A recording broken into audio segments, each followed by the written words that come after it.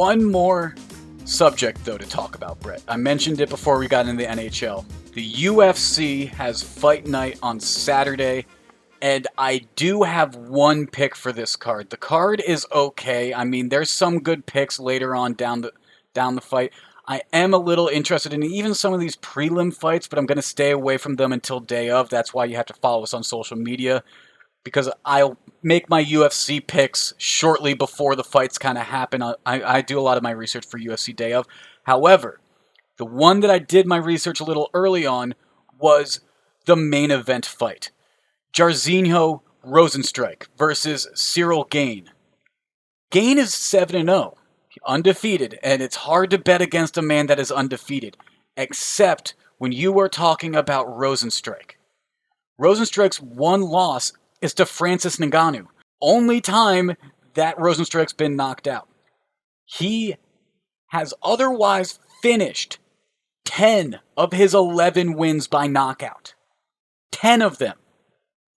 Ciryl Gane, he has a few submissions. He's 7-0, but 7-0 is not big enough of a sample size for me. Both of these guys each recently fought Junior Dos Santos. Both of them knocked him out.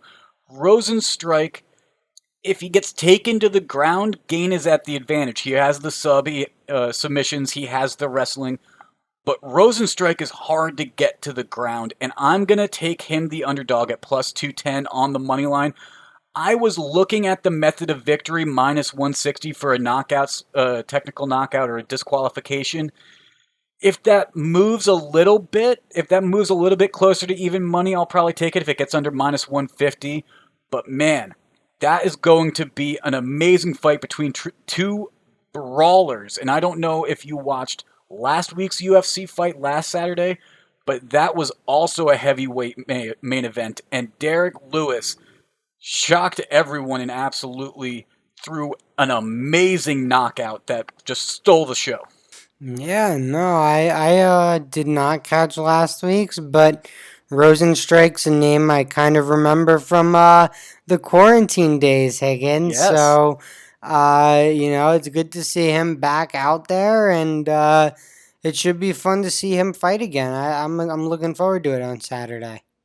Both 6'4", both around 250 pounds. Pretty even matchup when you look at their body types, their measurements, and everything like that.